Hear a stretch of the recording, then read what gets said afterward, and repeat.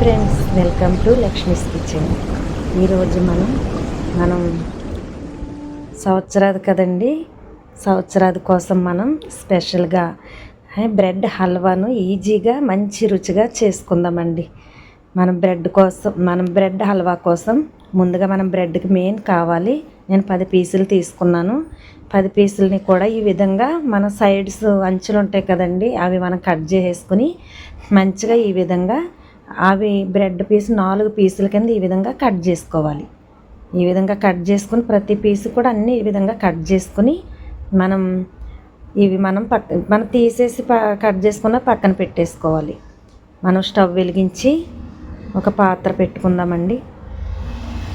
చిన్న పాత్ర పెట్టుకున్నాను నేను. అందులో ఒక 4 స్పూన్లు నెయ్యిని వేసుకుందాం. ఈ నెయ్యి వేడైన తర్వాత జీడిపప్పు, కిస్మిస్, చిన్న ముక్కలుగా జీడిపప్పు కట్ చేసుకుని ఈ విధంగా వేసుకోవాలి. వేసుకుని బ్రౌన్ కలర్ వచ్చేంత వరకు, మంచి కలర్ వచ్చేంత వరకు, మంచిగా వేగే వరకు వేయించుకోవాలి. ఈ విధంగా వేయించుకోవాలండి. ఈ విధంగా వేయించుకున్నవి ఒక చిన్న గిన్నె తీసుకుని నేను అందులోకి వేసుకుంటున్నాను. అవి తీసి పక్కన పెట్టుకుందామండి. ఇంకా ఇందులో నెయ్యి ఉంది కదండి, ఈ నెయ్యిలో మనం బ్రెడ్ వేయించుకోవడానికి నేను ఆయిల్ తీసుకుంటున్నాను. ఆయిల్ వేసుకుని చిన్న గిన్నెలో అయితే మనకి సరిపడంగా మనకి ఆయిల్ తక్కువ పడుతుంది.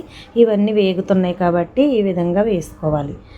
ఇది పైన ముందు వేగిన తర్వాత మరలా మనం పక్కకి తిప్పుకుంటూ ఈ విధంగా అన్నీ మంచి ఈ కలర్ వచ్చేంత వరకు వేయించుకోవాలి. ఈ విధంగా వేయించుకోవాలి. మొత్తం బ్రెడ్లో ఎన్ని పీసులు ఉన్నాయి అన్నీ కూడా ఈ విధంగానే వేయించుకోవాలండి. ఈ విధంగా వేయించుకున్నాక ఆ నూనె నెయ్యి అయితే సరిపోయిందండి. అదిగోండి, చాలా తక్కువ పట్టింది. చక్కగా చిన్న పాత్ర తీసుకుంటే ఈ విధంగా ఉపయోగించుకోవచ్చు. అదే స్టవ్ మీద మనం పాన్ పెట్టుకుని మనం వేయించుకుని పక్కన పెట్టుకున్నవన్నీ కూడా మనం ఈ విధంగా దానికి సరిపడంగా పాకం పెట్టుకోవాలండి. ఒక పాత్ర పెట్టుకుని నేను 300 గ్రాములు 250 గ్రాములు పంచదార పడుతుందండి. ఈ గ్లాసు నేను 250 గ్రాములు పంచదార తీసుకున్నాను. అదే గ్లాసుతో వాటర్ కూడా నేను దాన్ని ఫుల్గా తీసుకున్నాను. ఒకవేళ మీరు పంచదార కనుక తక్కువ తినేవాళ్ళు అయితే తీపి ఒక 4 స్పూన్లు 5 స్పూన్లు తగ్గించి వేసుకోవచ్చండి 10 బ్రెడ్ పీసులకి. ఈ విధంగా ఈ వాటర్ అంతా పంచదార కలిసేదాకా మనకి ఏ తీగపాకం రావవసరం వద్దండి. చిక్కదనం అనేది మన చేతికి తగిలితే సరిపోతుంది. ఆ విధంగా వచ్చే వరకు మనం ఈ విధంగా తిప్పుకుంటూ మనం మరిగించాలి. ఈ విధంగా మనం అదే పాకంలో, అదే పంచదార వాటర్లో మనం యాలకులు, 4 మిరియాలు కచ్చాబచ్చా దంచి ఆ పొడిని ఇందులో వేసుకోవాలి. మంచి ఫ్లేవర్ వస్తుందండి. చక్కగా మరుగుతుంది, చూసారా? ఈ విధంగా చేయి పెట్టుకుని ఆ వాటర్ తీసుకుని ఈ విధంగా గనక చేయి పెట్టుకుని ఇలాగా అంటే చిక్కగా తగిలితే సరిపోతుందండి. ఈ విధంగా అయితే సరిపోతుంది నాకైతే. ఈ విధంగా ఉన్నప్పుడు మనం వేయించి పక్కన పెట్టుకున్న బ్రెడ్ పీసులన్నీ ఈ పాకంలో వేసేసుకోవాలి.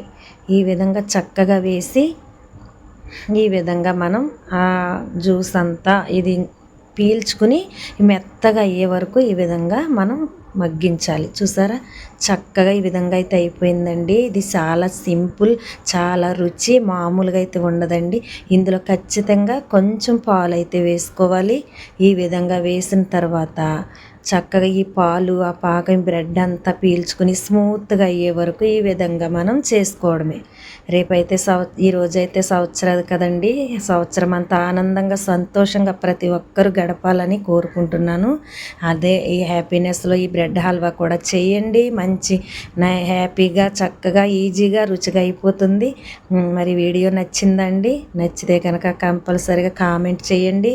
మన ఛానల్ సపోర్ట్ చేయండి. లైక్, షేర్, సబ్స్క్రైబ్ చేసి సపోర్ట్ చేయండి. మరి చూసారా, రెడీ అయిపోయింది. ఇంకా సర్వ్ చేసుకోవడమేనండి. మనం ముందుగా వేయించి పక్కన పెట్టుకున్న ఇవి బాదం పప్పు, కిస్మిస్లు ఈ విధంగా పైన చల్లుకుని మనం సర్వ్ చేసుకుందామండి. అయిపోయిందండి. స్టవ్ అయితే ఆఫ్ చేసేసుకున్నాను. మరి ఇంకెంతకండి ఆలస్యం, మరొక వీడియోతో మీ ముందుకు వస్తానండి. ఓకే అండి, బాయ్.